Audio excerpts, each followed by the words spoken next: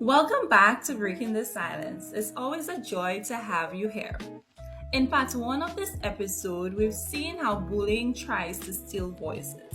And if you missed part one of this episode, you can always check it out on one of my platforms, whether it be YouTube, Instagram, or TikTok. Now let's talk about the voices silenced at home and how reclaiming them is part of healing. This space is about honesty, healing, and understanding the experiences that often remain unspoken. Each episode is a chance to shed light on the realities that many of us carry quietly and to remind anyone listening that they are not alone. Today, I want to explore what it means to grow up in a household shaped by strict parenting and touched by domestic violence.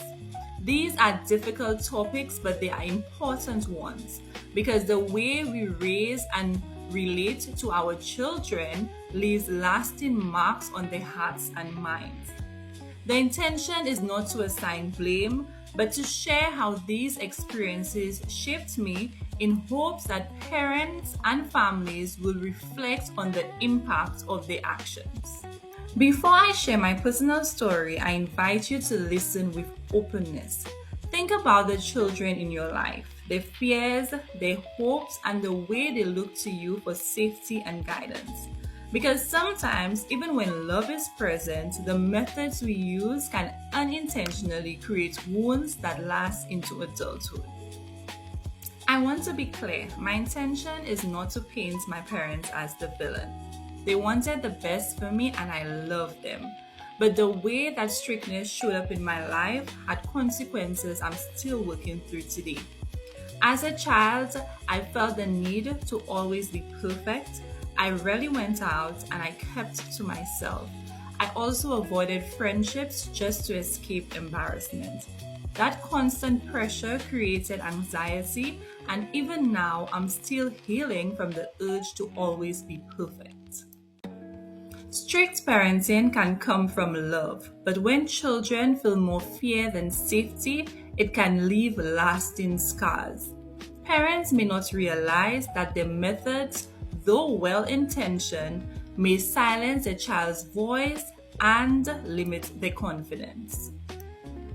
Alongside strictness is also domestic violence. As a child, seeing conflict escalate in that way is confusing and frightening. It teaches us how to stay quiet, to hide, and to carry emotions that we didn't know how to process. Those moments shape how we see relationships and safety at home. I share this not to condemn, but to encourage reflection. Parents, your children are watching, listening, and absorbing everything. Discipline without compassion can create distance, and violence, even when not directed at the children, can leave deep emotional wounds. What children need the most is love, safety, and freedom to grow without the fear of judgment. These experiences also influence our actions, thoughts, and behaviors as adults. Do you know why?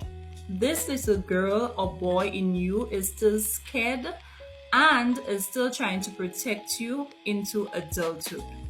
That inner protector often shows up as anxiety, perfectionism, or fear. Today, I'm still on my journey of healing. Learning to let go of perfection and embrace who I truly am. Breaking the silence means telling those stories so that others can understand, reflect, and choose better for the next generation. Healing is possible and change begins with awareness. Thank you so much for joining me in this conversation. Until next time, let's keep breaking the silence together, one story at a time.